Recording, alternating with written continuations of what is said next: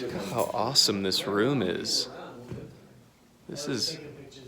I'm taking a video. So I'm doing this vlog, and so if you guys want to be in the vlog, you can. I want to be in the vlog.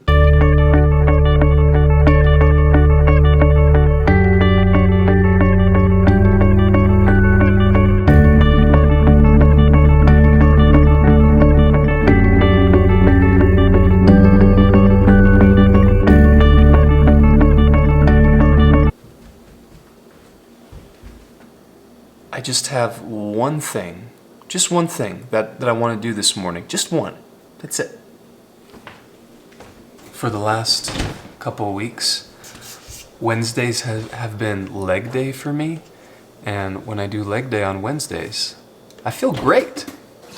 Last week on Wednesday, I decided not to do leg day and just not do any kind of workout. It was not a good day for me. It's so weird. I can't miss leg day ever again.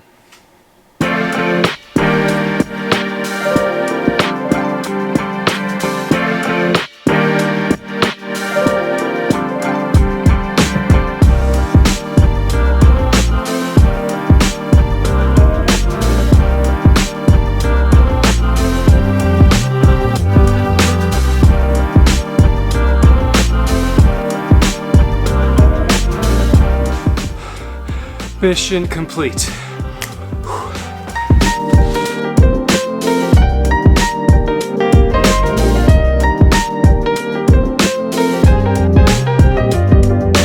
Justice gave me that sticker this morning. I don't know what it's from or even really what it means, but it was cute. Today is a pretty busy day, and we're only going to be in the office for a little bit, but I need to come in a little early today to finish reading this. I gotta read this before 9:30 this morning. I probably have 30 pages left. I think it's doable. Let's get to reading.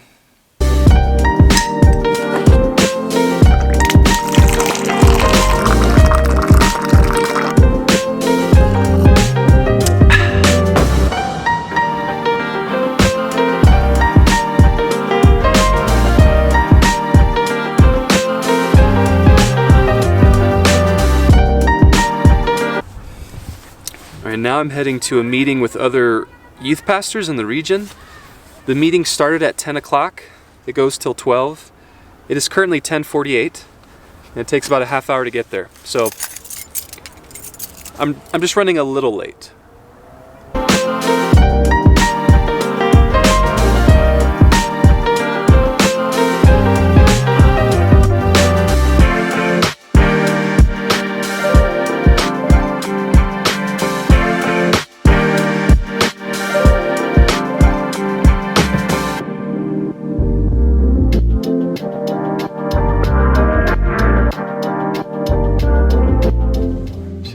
Awesome this room is. I'm taking a video. So I'm doing this vlog, and so if you guys want to be in the vlog, you can. I want to be in the vlog. Well, that was awesome hanging out with those guys.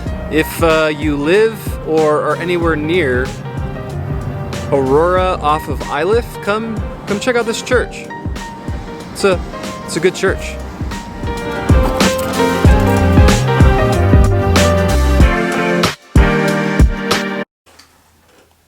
It's that time of day where lighting's bad. Okay.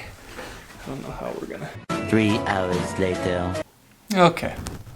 The lighting is better now.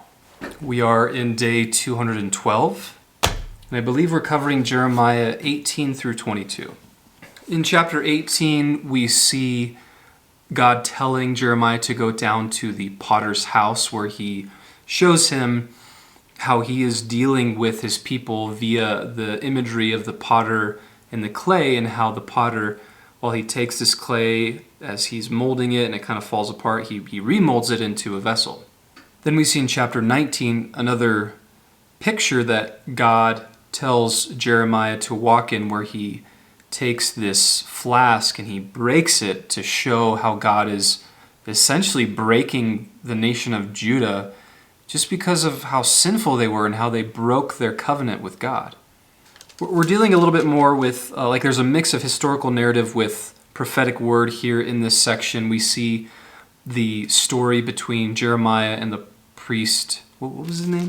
Pashur, and how the priest, and yes, the priest of God, right, takes the prophet Jeremiah and locks him up because of the things that he's saying.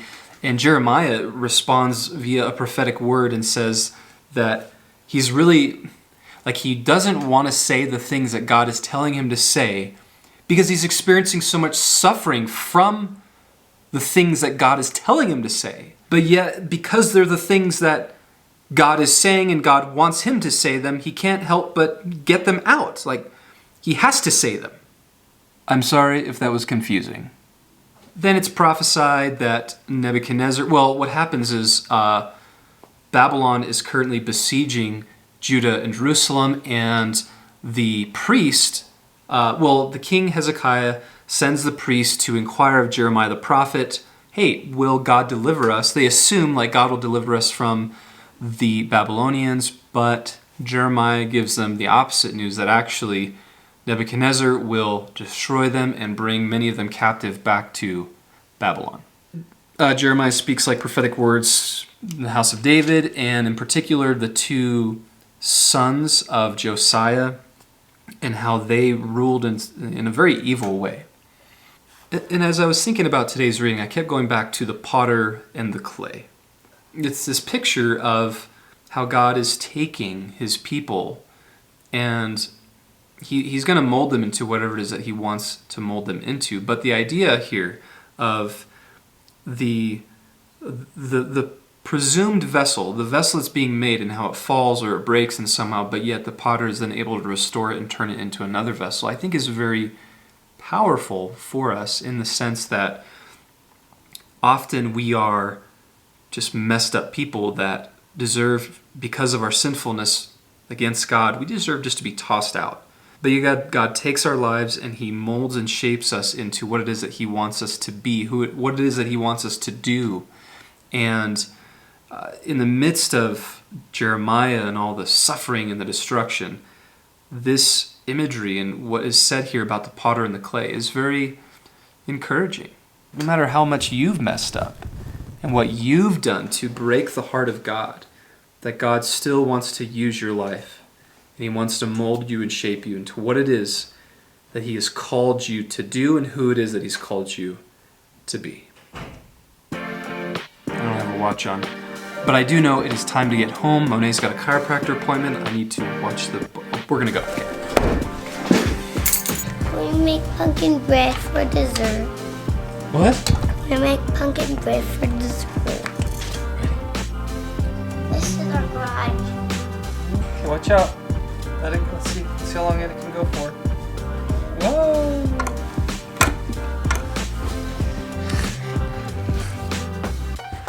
Yeah, it's you. It's you. Yeah.